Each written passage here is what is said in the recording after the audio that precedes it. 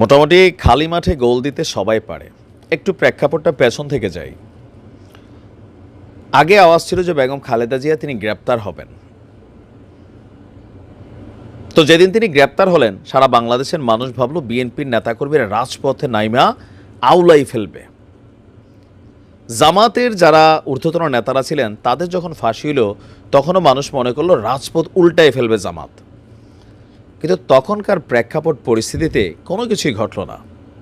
সবাই যার যার মতন ইয়ানাফসি অবস্থানে রইলেন। বেগম খালেদা জিয়া কারাগারে চলে গেলেন, জামাতের নেতারা ফাঁসিতে ঝুলে গেলেন। আইনের মাধ্যমে সব কিছু করা হয়েছে। তো গতকালকে যা ঘটছে, কেউ কেউ বলছেন যে এত আওয়ামী লীগের নেতাকর্মী দেখা গেল 6 মাস আগেও রাজপথ ভর্তি খালি আওয়ামী লীগ আর আওয়ামী লীগ। তো গতকালকে তো এটা পূর্ব নির্ধারিত একটা ঘোষণা ছিল, কেন আওয়ামী লীগের নেতাকর্মীরা মাঠে নামল না? ওই যে ভাই ইয়ানাফসি, যখন আপনি ক্ষমতায় আছেন, আপনার কাছে সুবিধা আছে, আপনার জন্য, আপনার দলের জন্য দেখবেন ফানা ফানা মুজিব কোট, জিয়া কোট, টুপি, পাঞ্জাবি, যার যার দল অনুযায়ী মার্কা, দাড়িপাল্লা, মানে যার আছে যেটা আছে আর কি, এগুলো নিয়ে ঝাঁপাই পড়ে কে কার থেকে বড়, মানে কি বলো যে দল প্রেমিক, এটা প্রমাণের চেষ্টা চলে। কিন্তু সিচুয়েশন খারাপ হইলে একজনকে খুঁজা পাওয়া যায় না। আজকে দেখেন মাঠে কত ছাত্র দল, কত ছাত্র শিবির, হ্যাঁ, কিন্তু ছাত্রলীগ নাই, আওয়ামী লীগ নাই, যুবলীগ নাই, কারণ সিচুয়েশনটা তাদের পক্ষে না। গতকালকের এই ঘটনার পেছনে কেউ কেউ বলছেন যে গতকালকের এই ঘটনার পেছনে মূল কারণ হচ্ছেন শেখ হাসিনা নিজে। কেন শেখ হাসিনা নিজে? সারাদিন এই প্ল্যানটা ছিল না বা এরকম আওয়াজ ছিল না। হঠাৎ করে যখন আওয়ামী লীগের অফিসিয়াল পেজ থেকে ঘোষণা এলো যে ছাত্রদের উদ্দেশ্যে তিনি একটা বক্তব্য দিবেন, তখনই সেই বক্তব্যকে প্রচার নিয়ে বৈষম্য বিরোধীর একটা বলল, কোনো মিডিয়া যদি প্রচার করে তাহলে বুঝতে হবে তারা তার সহযোগী। এরপর পিনাকের স্টেটাস, হাসনাদের স্টেটাস, এরপর আজকের দিন পর্যন্ত যা ঘটে গেল, কোথাও না কোথাও এই ভাষণটাকে কেন্দ্র করেই আসলে কিন্তু খেলাটা এখান থেকে শুরু হয়েছে। এখন আমি যখন নিউজ করছি, আমি জানি না সারা বাংলাদেশে আরও কী কী ঘটছে। তো এর মাঝখানে আওয়ামী লীগ আবার এক নতুন কর্মসূচি ঘোষণা করছে।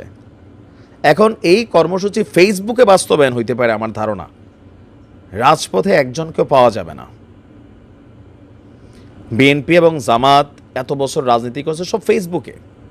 আপনি দেখতেন যে ফেসবুককে কন্ট্রোল করার জন্য ডিজিটাল নিরাপত্তা আইন করা হলো, মানে ফেসবুকে কন্ট্রোল করে কে লাইক করতেছে, কে কমেন্ট করতেছে, কে স্ট্যাটাস দিচ্ছে, এগুলোকে মার্কিং করা হইতো।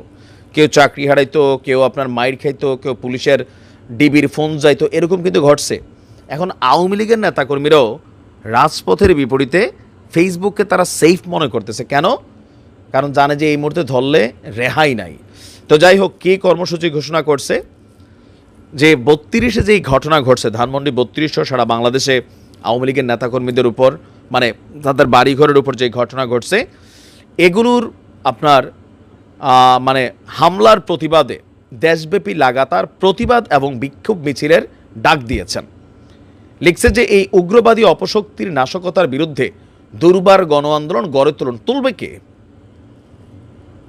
ও যে রাতের আধারে বা এরকম 15-20 জন একটা ঝটিকা মিছিল, এগুলা বিএনপিও তখন করছে। আমরা রিজভী সাহেবরা দেখছি যে 5-7 জন মানুষ নিয়ে তিনি গাড়ির থেকে নামতেন, সাংবাদিক থাকতো বেশি, এখন এর বেশি কিছু হবে না, অথবা মুখে মুখোশ লাগাইয়া এখন যেগুলো হবে।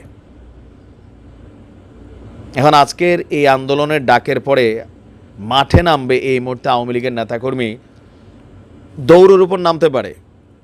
দেখেন ভাগ্যের কি নির্মম পরিহাস। এজন্য আমরা সবসময় বলি ভাই, যারাই ক্ষমতার চেয়ারে বসেন, একটা জিনিস মাথায় রাখতে হবে, এই চেয়ারটা পার্মানেন্ট না।